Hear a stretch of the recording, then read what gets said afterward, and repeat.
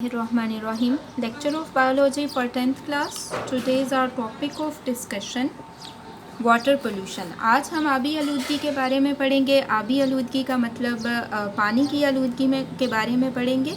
तो सबसे पहले हमें पता होना चाहिए कि आबी आलूदगी क्या है।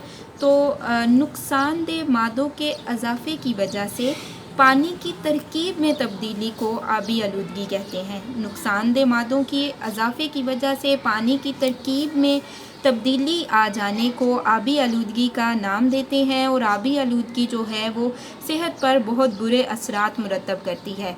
और पानी के बड़े आलूदकारों की अगर हम बात करें तो उनमें से एक नालियों का गंदा पानी है। अब क्या है कि नालियों के गंदे पानी में ऑर्गेनिक मादे होते हैं, इंसानों और जानवरों के वेस्ट मटेरियल्स होते हैं।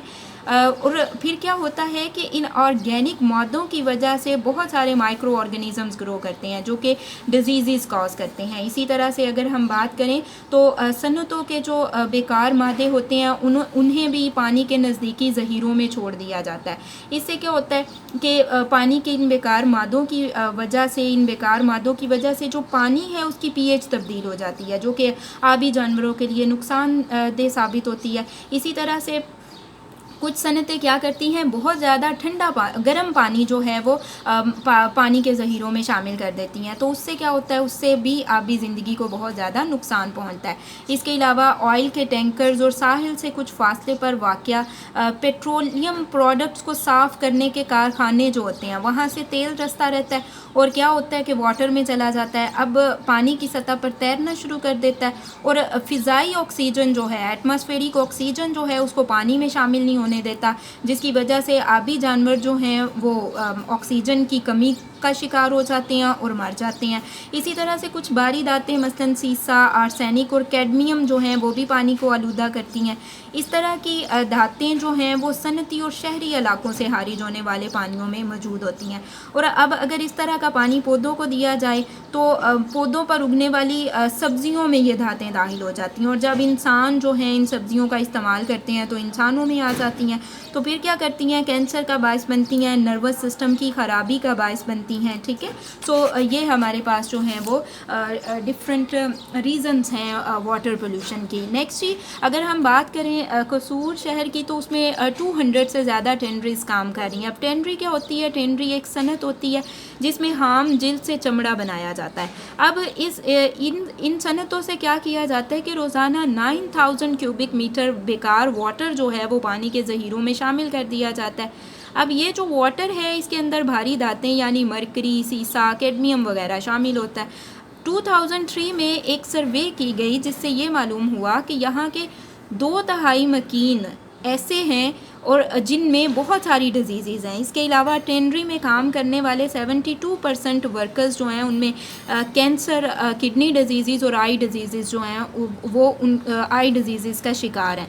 ठीक है, और जब इनके टेस्ट किए गए तो ये पता चला कि इनके पीने वाले पानी में सीसा, मरकरी और क्रोमियम मौजूद था।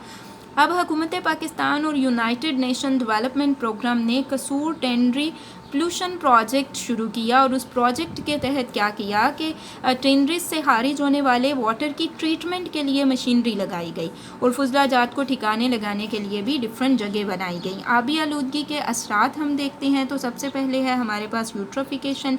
यूट्रोफिकेशन क्या है कि पानी के अंदर इन ऑर्गेनिक ग़िज़ाई मादों का इजाफा हो जाना यूट्रोफिकेशन कहलाता है।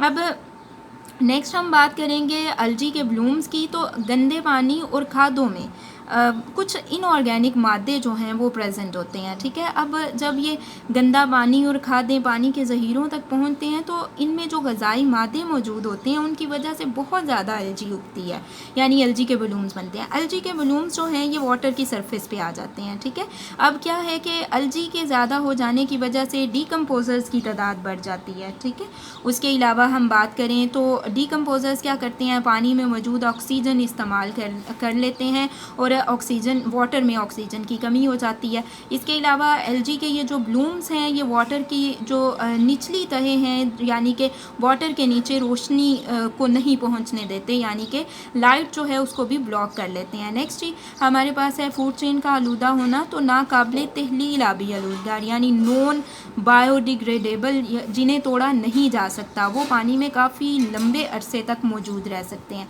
अब क्या है कि ये आलूदगार पानी से जो स्मॉल ऑर्गेनिज़म्स हैं उनमें चले जाते हैं, उनको जब फ़िशेस खा लेती हैं तो फ़िशेस की बॉडीज़ में चले जाते हैं। अब फ़िशेस को जब इंसान खाते हैं तो इंसानों में आ जाते हैं। तो इस तरह से क्या करते हैं, फूड चेन को आलूदा कर देते हैं। ठीक है, नेक्स्ट हम बात करते हैं वबाई बीमारियों की। तो पानी में मौजूद कुछ ऐसे ऑर्गेनिक आलूदगार होते हैं जिनकी वजह से जो जर्म्स ग्रो करते हैं। ठीक है, और ऐसे आलूदा पानी को इस्तेमाल करने से बहुत सारी बीमारियाँ फैलती हैं, जिसमें हैज़ा है, कॉलरा है, ठीक है, मैदे और आंतों की सोजिश वगैरह है। नेक्स्ट हम बात करेंगे कंट्रोल ऑफ वाटर पोल्यूशन की। तो वाटर पोल्यूशन को किस तरह से कंट्रोल किया जा सकता है, तो लोगों में वाटर पोल्यूशन के लिए अवेयरनेस जो है वो क्रिएट करनी चाहिए, और पानी के ज़हीरों में गंदा पानी फेंकने से पहले उसे सीवेज ट्रीटमेंट के तरीक़ों से साफ़ कर लेना चाहिए, और पानी के ज़हीरों में छोड़े जाने से कबल जो सनती बेकार मादे हैं उनकी भी ट्रीटमेंट होनी चाहिए। नेक्स्ट ये अब यहाँ से आपको जो क्वेश्चन आएंगे वो आप नोट करें। क्वेश्चन नंबर 1 है आबी आलूदगी की तारीफ़ करें, तो इसका आंसर आपके पास यहाँ से यहाँ तक है। क्वेश्चन नंबर 2 है यूट्रोफिकेशन से क्या मुराद है, तो ये आपके पास यहाँ से यहाँ तक यूट्रोफिकेशन है। नेक्स्ट आपके पास क्वेश्चन नंबर 3 है एलजी के ब्लूम्स से क्या मुराद है, तो यहाँ से यहाँ तक आपके पास एलजी के ब्लूम्स हैं।